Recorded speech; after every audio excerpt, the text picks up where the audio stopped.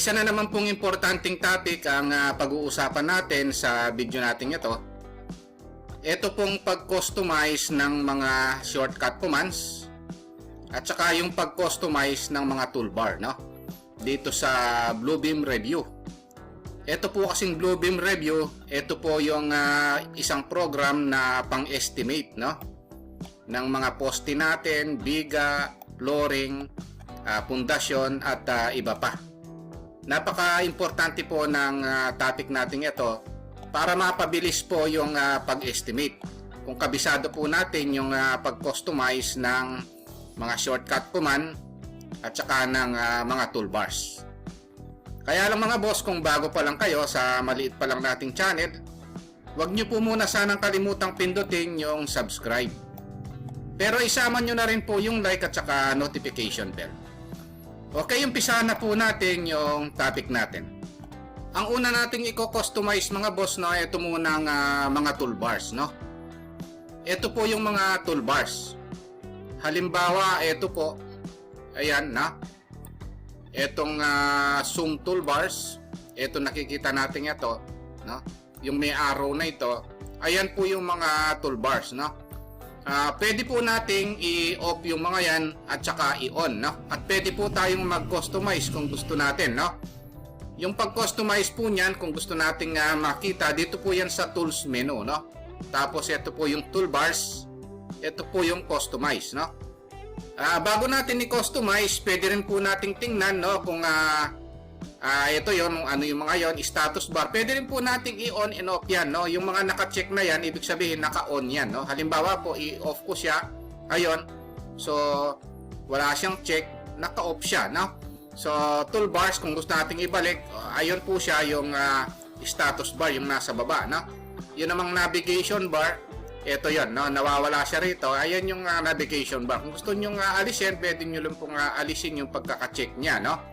Pindutin nyo lang uli para ma-on siya, no? Properties toolbar. So, kung napansin nyo, ito yung properties toolbar, no? Pwede pong i-on and off muna yan, no? Kung gusto nyo alisin, no? Ngayon, kung gusto nyo namang i-customize, pupunta lang tayo dito sa customize. Ito po, no? Pindutin lang natin yan.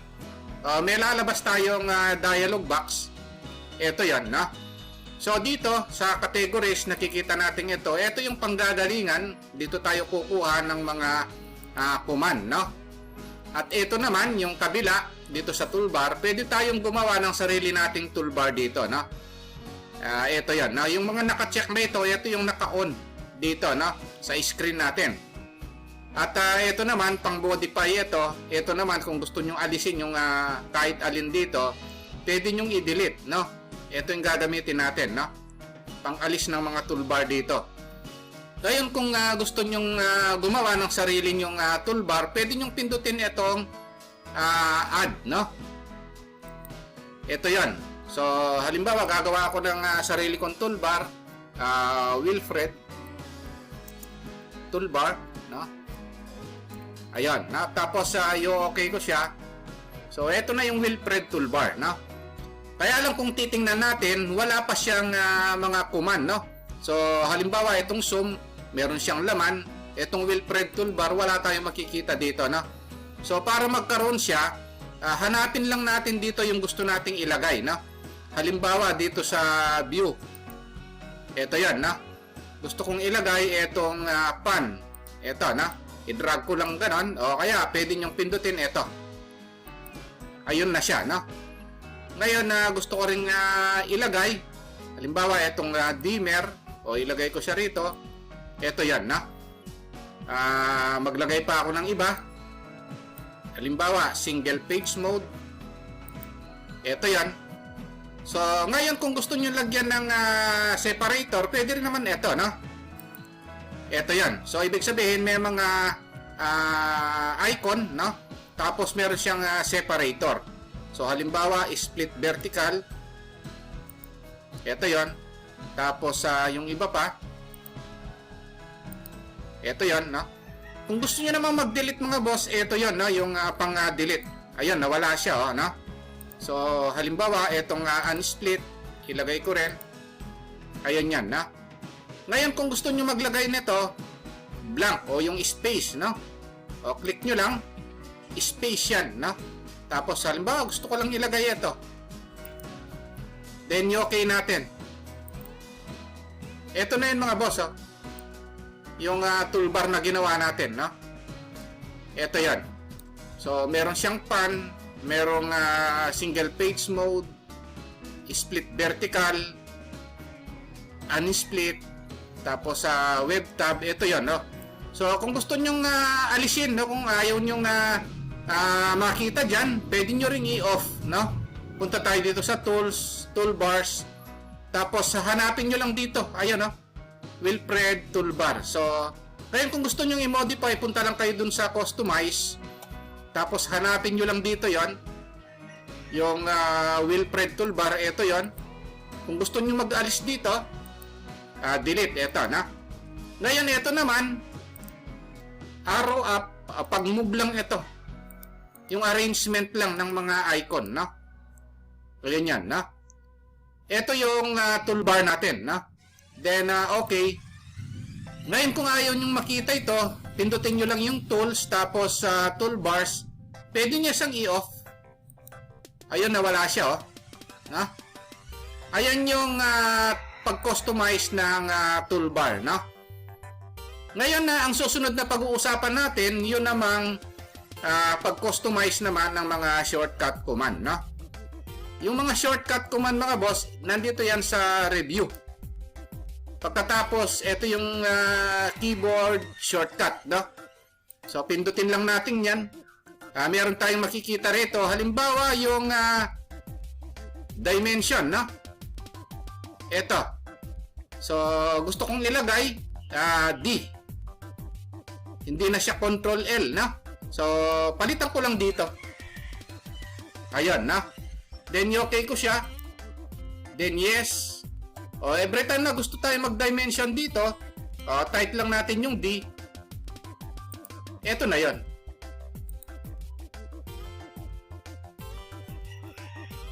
O ito na yung dimension, no? So dito yan sa review, tapos sa keyboard shortcuts, tapos hanapin nyo lang dito yung gusto nyong i-customize, no? Halimbawa yung area, no? So hanapin nyo lang dito, pindutin nyo lang ito, tapos Shift Alt A pala siya dati, gusto kong palitan, A na lang, tapos okay nyo lang, yes.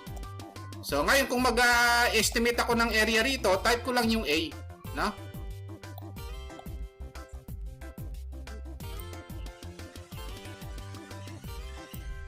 Ito na yan, no? Instead na pipindot pa ako dito sa tools, tapos measure, tapos hanapin ko yung area, no? Mas mabilis kung i-type na lang natin yung A. Kaya kung gusto nating mag-customize ng iba pang command, no? Review, tapos keyboard shortcuts, hanapin nyo lang dito. Ayan, na. O, halimbawa, itong perimeter, no? Then, i-type nyo lang dito, T, tapos reassign, then okay. O, pag nag-type kayo ng T, o makakagawa kayo ng perimeter, no? Then enter. So, ito na yung perimeter, no? So, ngayon kung gusto nyo ibalik sa dati mga boss, ito lang, no? So, review, alisin nyo na yung pagkaka-customize, keyboard shortcuts, pindutin nyo lang ito. Restore defaults, no? Ayun. So, babalik sa dating default yung mga shortcut niya. Although shortcut command niya, default ito, babalik siya sa dati, no? Then, okay nyo lang. Ayun, no? So, balik sa dati yung mga shortcut command niya, no? Ngayon, kung gusto nyo yung default ang gamitin nyo, punta lang kayo sa review, tapos keyboard shortcuts. Ito yung mga yon. So, pwede nyo i-memorize itong mga ito, mga boss, kung gusto nyo, no? Ako, sa totoo lang, hindi ko minememorize ito, gumagawa ako ng sarili kong shortcuts, no? Okay, ayun lang mga boss, no? Kung nagustuhan nyo yung naging topic natin sa pag-customize ng mga shortcut commands at ng mga toolbar, huwag nyo po muna sanang kalimutang pindutin, no, yung subscribe, no, dito sa maliit pa lang nating channel. Isama nyo na rin po yung like at saka notification bell. Thank you very much at God bless po sa inyong lahat.